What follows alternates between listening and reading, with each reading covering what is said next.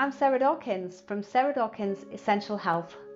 On the 7th of January 2023, we hosted the Heal Yourself online summit, where 15 experts in self-healing kindly gave up their time to impart their wisdom to audiences watching live on Facebook, Twitter and LinkedIn. We've taken all of these live videos and made them available to you here, free on YouTube, for everyone to benefit. I hope you enjoy this and find it helpful. If you want to watch the rest of the speakers, you can do so here. Please don't forget to like and comment on this video and subscribe to my channel. If you want to find out more about myself, my journey and the journey of others through self-healing, you can visit my website at www.sdessentialhealth.com, and you can find my book Heal Yourself on Amazon. Links are in the description below. Thank you for your time.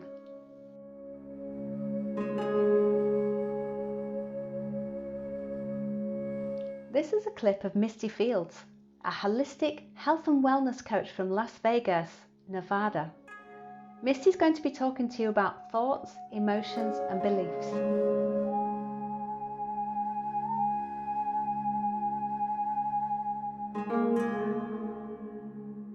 Hi, everyone. Welcome.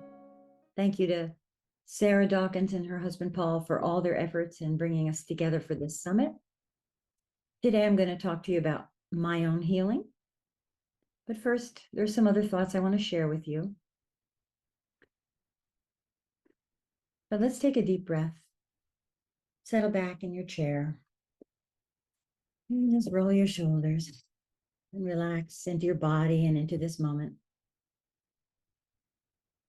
I've written about my journey with complicated grief and trauma. And these are up on my website. You see here, Whole Heart Coaching, Renew Your Life. But first, I'm going to talk about my big why, the deeper meaning that runs like an undercurrent under the work that I do. People are losing hope. They feel alone and disconnected. And perhaps this describes you. I too have felt this sense of disconnection. In teaching anthropology for 15 years, my students would often ask, are humans still evolving? And I would usually say something like, I see an evolution in human consciousness, a profound transformation in how we perceive ourselves and our place in the world. But perhaps now more than ever is a good time for us to be aware of our thoughts and our feelings.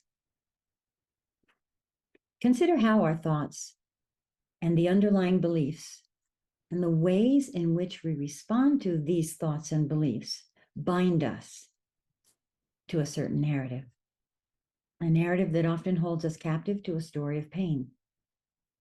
For example, we carry false ideas or beliefs about ourselves, such as I'm a loser, I'm unloved, I'm a failure, I'm worthless, and so on.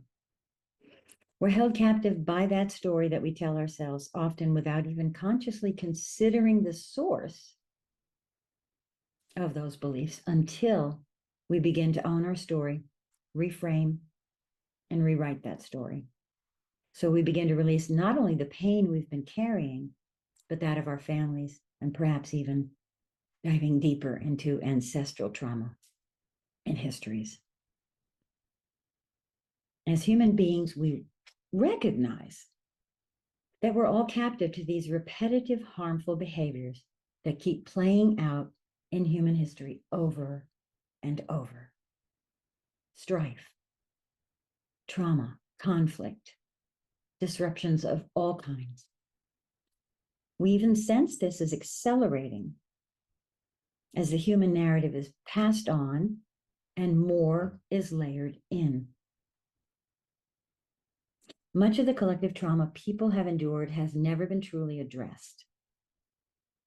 Think of slavery, the Holocaust, the genocide and disruption of indigenous people everywhere, still ongoing. mass shooting events. We just keep layering it on.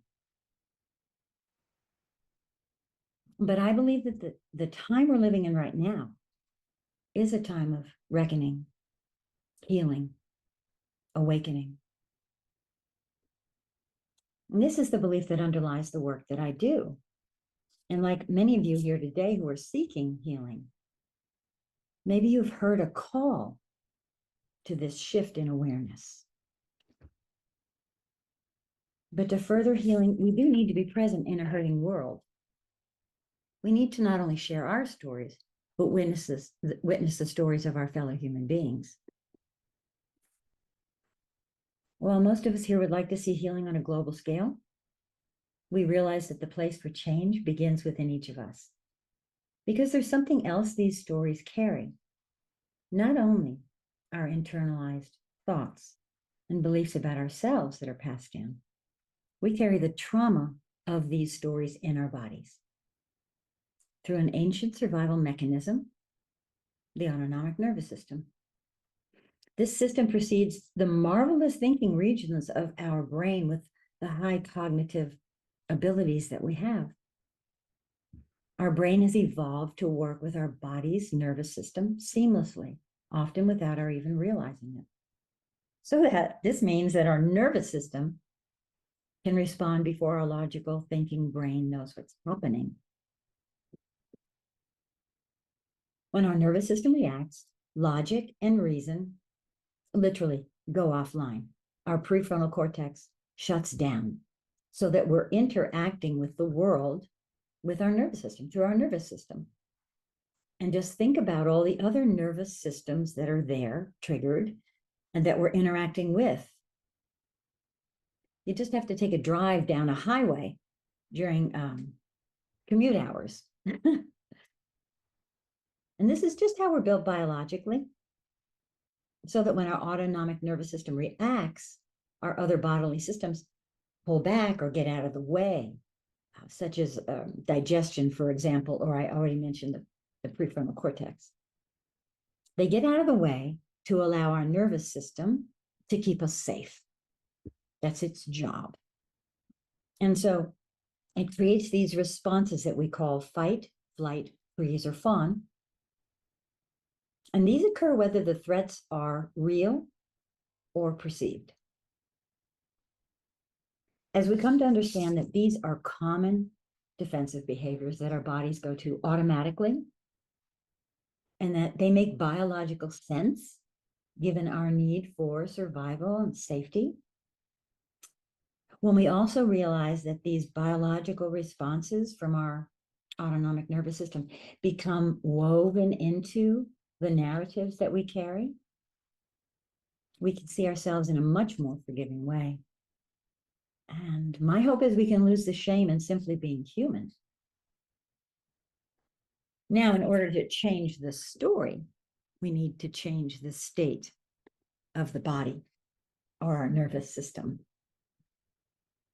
Because much of the shame we carry for simply being human is embodied and woven into the narrative of beliefs about ourselves and others. And as these beliefs generate our thoughts and feed our feelings, the emotions we feel in response often take the form of feeling unloved, unseen. I mentioned earlier, worthlessness, feeling unworthy, feeling misunderstood. All of these relate to a state of disconnection. Our ancestors knew how to practice healing rituals. They used medicinal plants, chants, affirmations, drum beats. I had students with PTSD. I had a lot of military students over the years. I taught near the base here in town in Las Vegas. And so they would use bilateral beats, and they found these very calming in helping reset their nervous systems. But if you think about it, how drum beats mimic the heartbeat that we would have first heard in the womb. We know these rituals, plants, chants, affirmations, beats are healing modalities. They bring us back into our bodies, connection with our bodies, and they bring us back into connection with communities. Yet in the development of human cultures and societies, particularly in the West, we've lost a lot of this knowledge upon which healing was once predicated and practiced by human beings everywhere. And with the major shifts in lifestyle Homo sapiens has experienced in just the last 10,000 years, is it any wonder we have a rise in this sense of disconnection? We are wired for connection. We're born with a need to feel connected to everything around us through our senses. We are marvelous, sentient, sensory thinking beings. And yet we build lives of disconnection. When we again begin to tap into our innate healing power, reaching even to our nervous system, what we experience internally can begin to ripple upward. As we heal, we begin to touch and heal the collective heart of humanity. This healing happens with this greater awareness as we rewrite the narrative that we live, embody, and pass on. I hope you figured that the heart I'm talking about is not the organ so much as the inner essence of who we are.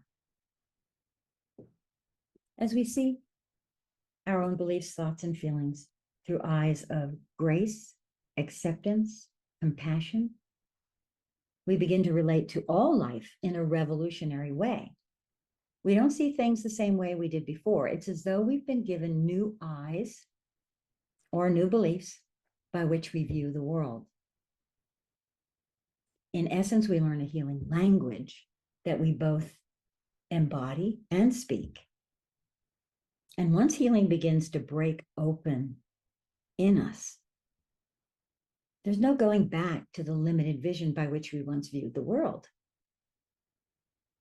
Our brains form new pathways, and these are built on transformed ways of seeing and being in the world. And when these neural pathways take hold in our brains, we expand. This is transformation of consciousness. So how do we get to the point of transformative healing in our beliefs and thoughts? Many of us struggle. We fall back into rumination and these false self-limiting beliefs that we carry. We begin by seeing ourselves through these new eyes. In other words, challenging the beliefs that we have about ourselves and others. We begin by speaking the language of healing to ourselves. And there's something I want to add here. We cannot deal with the world's collective layered pain and trauma until we deal with our own. So here's a little bit of my story. In my business, I use the word whole heart. For me, that word really grabbed hold when I was in my deepest grief. I was at a breaking point. I felt I could barely hold on. I was looking for a reason to. Because my heart was closed from a lifetime of loss that I had not dealt with, beginning with my boyfriend before I turned 18, my much loved brother who died in his prime, and I was one of his caregivers at the end of his life. I lost my father and my mother and friends and family, many animals along the way too. But the tipping point for me was when my husband and I endured, along with our whole community, a senseless act of violence that shook Las Vegas to its core on October 1, 2017. Take a deep breath. Place your hands on your heart. as a result of not working on any of this in a healing way. Instead, I had adopted avoidant and even self-destructive behavior. It was because I didn't know how to begin. I didn't know how to start with a closed heart. It literally hurt for my heart to be any other way. And connecting with others just felt way too intimate. My body was reacting in an attempt to keep me safe, hypervigilant, flooding my system with stress hormones. So I was experiencing, basically living in a fear and anxiety cocktail. And some of the symptoms I had included hyperventilation, panic attacks. I would shake so hard from the inside out that it was almost uncontrollable. Frequent nightmares. And this in turn continued to feed the hamster wheel in my mind, and it was bogging me down in my life. And every day when I interacted with anyone, I faked that I was okay. You know, I knew how detached I was. I knew how disconnected I was. I just didn't know how to do anything about it. It was what I had come to know. And I think if someone had just pushed me, "Are you really okay? Really?" I might have blinked. I remember one day, the realization came to me that I couldn't feel anything anymore. I was so numb. At this point, I withdrew to a cabin off the grid on the mountain outside of Las Vegas. You can see it's a beautiful place. We didn't have satellite, although we could. We had all the equipment. I just wasn't interested. And up there, I felt insulated, sort of like I could look down on the valley, but not interact with everything below. This became a pivotal time and place for me and for my healing. Bands of wild horses lived there. There's a lot of pictures of them. There was a pond at the base of the property where they would gather to drink. And so they were coming and going on my property all day long. There were coyote that would howl in the early morning hours. There were elk. You can see that kind of ridge behind the property. There's my deck. That's a view off my deck. And the elk would come down. I never realized how big elk were. So they would be feeding on a pinyon tree and the whole tree would just shake. It was a very peaceful place. And being able to be surrounded in all this beauty and abundance helped bring me back to myself. Oh, you know, we are not separate from nature. Just take a breath and think about that. We are literally of the earth. We are carbon-based life forms. We are of the earth and the stuff of the stars. The vibrations and energy of the earth and sky resonate in us. This aliveness that we feel with all life is shut out by the artificial environments that we build, construct, by the lifestyles that drive us to disconnect. Our roots to the earth are uprooted.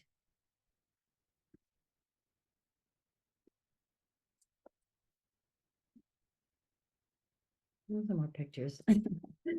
I've been around horses my whole life. So I'm actually named after a wild horse. So it's natural for me to have conversations with them. So as these horses came and went on my property, I was talking to them all the time. There have been periods in my life where it was just horses that I talked with. So I was having these conversations and I really began to feel the rhythm of life, listening, opening. And so I began to tell my story, things I had never said before or told anyone, because I had run away from my story. There are many ways for us to tell our story, and it's not always in words. Sometimes it's our body that needs to be heard. So as I opened up to share my story, I felt an inner shift. After many weeks, my thoughts began to clear. The grief, the fog that I was in lifted. The embodied trauma began to ease. And one evening, I was watching the sunset over the mountains, just like in this picture. My dogs were sitting next to me on a bench, and I can remember the peace in that moment. And what I really remember when I reflect back is a clarity, a kind of sharp awareness like I've never had before. It was like more than 20/20 vision.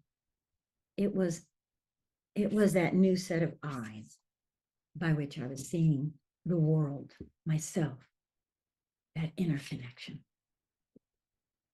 And in that quiet moment, I also heard a message. And it wasn't a message I wanted to hear. It was that I needed to go back down into the valley. And this is going to sound real dramatic, but for me at this point, the valley felt like the valley of the shadow of death from which I had fled.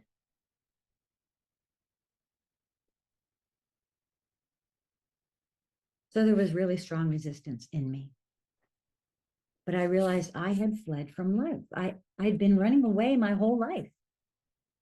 I'd shut down everything. I had literally walked away from something I loved, a project I'd worked on for years. It was my PhD. I remember closing the books, the files, my drawer, my desk, shoving myself away, and in this disembodied state, walking away without a whimper and never going back. So here I sat on my deck having this back and forth dialogue. And ultimately, I knew that I needed to connect with people again. That was the message for me. It became clear that if I didn't, I was in trouble.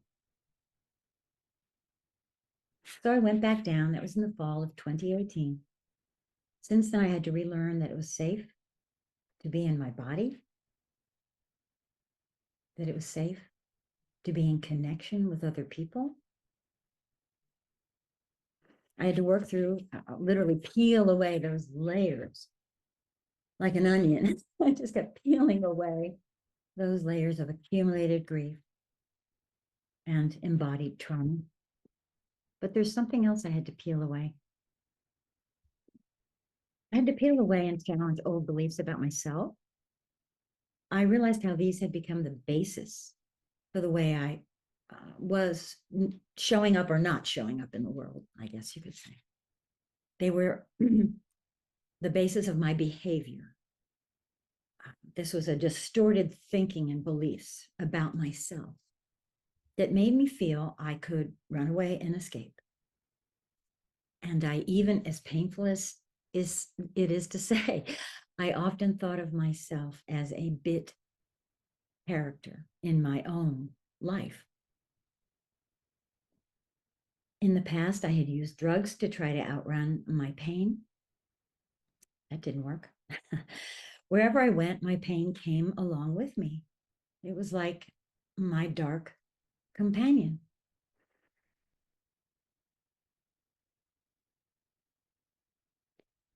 Healing is not one and done. It is a practice and a lifelong journey. But it begins with the first step, which can seem the hardest. For me, that first step was just acknowledging that I needed healing. Now, healing's a part of my everyday life through emotional, somatic, spiritual regulation. I practice yoga, meditation, reflections, prayers. And these are all naturally woven into my daily life. You know, I don't live on the mountain anymore. I'm in Las Vegas. So you have to weave these into your daily life and all of the interactions that you might have. You might need to let energy go. You might need to question certain emotions.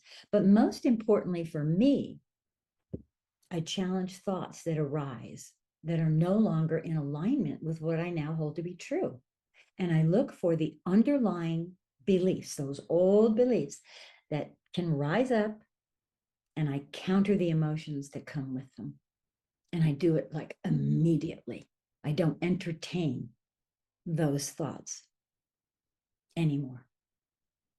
They don't serve me. There's no place for them in my life, in who I am. One of the greatest healing sources for me will always be nature, because we are of the earth. I spend a lot of time in nature, and I know I mentioned working with horses. So for me, they are agents of healing. They have a well-developed nervous system like us, and either they're regulated or not. Horses will let you know. You can't bluff a 1,200-pound vertebrate mammal who's a prey animal, and don't even try. So many animals are this way. You may feel this with your pets. You know, we sometimes think, oh, they can read my mind. They're not mind readers. They're highly intuitive to energy. They trust and rely on their nervous system for survival. So they tune into the energy that's around them. And our beliefs, thoughts, our feelings feed the energy in the space we occupy. It becomes interwoven in the space around us. And when horses step into that space, they pick up on it. They read that energy. And so they will ask you to check yourself, because if you're not regulated, they let you know. And they give honest feedback. They're not judging. Horses are not judgmental. They simply sense you're angry, you're hurting, I feel your sadness. They sense these things and pick up on it and let us know. Here's something that I know to be true. I know it in my inner being after having been so disconnected from myself and from others. Connection is medicine. The work I do with others draws on this medicine through narrative as well as embodied healing. I mostly do one-on-one because I've found that even though support groups that I facilitate are very helpful, the really deep work of inner healing comes one-on-one. It takes going to a quiet place for that transformative healing to occur. And as healers on our own journey, it takes supporting our minds and bodies to become a safe haven for our own hearts. Only then can we be a safe place for other tender hearts. This is how we witness, embrace, and heal the narratives that have been carried in minds, bodies, and hearts. The painful narratives that have held us captive, sometimes for generations.